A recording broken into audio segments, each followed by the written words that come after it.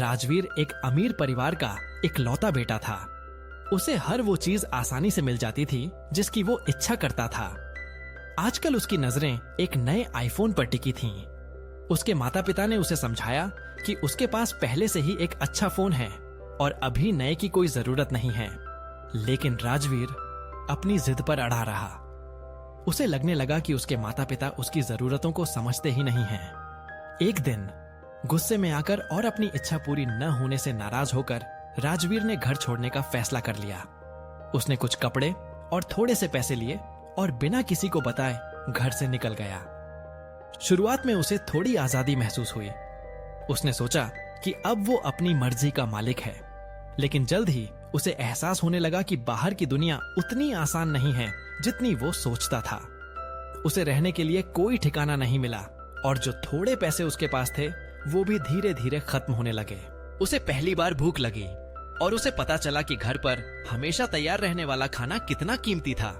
उसे रातें सड़कों पर या किसी पार्क में बितानी पड़ी, जहां उसे घर के आरामदायक बिस्तर और कंबल की याद सताती रही।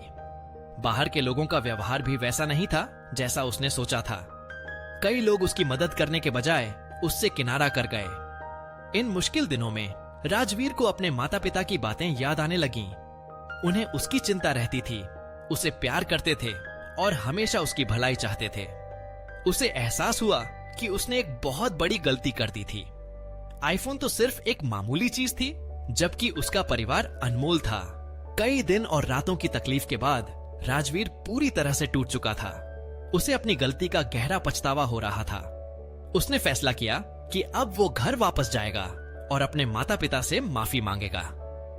जब वो घर पहुंचा तो उसने देखा कि उसके माता पिता बहुत परेशान थे। उनकी आंखों में आंसू थे और उनके चेहरे पर चिंता साफ झलक रही थी। राजवीर को देखते ही वो दौड़कर आए और उसे गले लगा लिया। उन्होंने उसे डांटा जरूर, लेकिन उनके गले लगने में प्यार और राहत साफ झलक रही थी। राजवीर ने अपने माता पिता से अपनी गलती के लिए माफी मांगी। उसने उन्हें बताया कि बाहर रहने के बाद उसे एहसास हुआ कि उसका परिवार उसके लिए कितना मायने रखता है। उसे आईफोन की चाह अब बिल्कुल भी नहीं थी। उसे सिर्फ अपने परिवार का प्यार और साथ चाहिए था। उसके माता पिता ने उसे माफ कर दिया। उस दिन के बाद से राजवीर का नजरिया पूरी तरह से बदल गया। अब वो छोटी छोटी चीजों की भी कदर करने लगा था और उसने कभी भी अपने परिवार को हल्के में नहीं लिया। उसे समझ आ गया था कि असली खुशी महंगी चीजों में नहीं, बल्कि अपनों के साथ रहने में है। यह कहानी हमें सिखाती है कि परिवार का महत्व सबसे बढ़कर होता है और हमें कभी भी अपनी छोटी छोटी इच्छाओं के लिए उन्हें दुख नहीं पहुंचाना चाहिए। हमारी कहानी सुनने के लिए धन्यवाद। अगर आपको यह पसंद आई तो इसे लाइक और शेयर करना न भूलें। आपका समर्थन हमारे लिए बहुत मायने रखता है। कृपया हमारे चैनल को सब्सक्राइब करें और हमारी अगली कहानियों का इंतजार करें। हमें उम्मीद है कि आपको यह कहानी पसंद आई होगी। अपनी प्रतिक्रिया हमें जरूर दें। लाइक, शेयर, सब्सक्राइब तीनों काम एक साथ कर डालो, क्योंकि असली फैंस वही होते हैं जो पूरा सपोर्ट देते हैं। और मस्त रहो।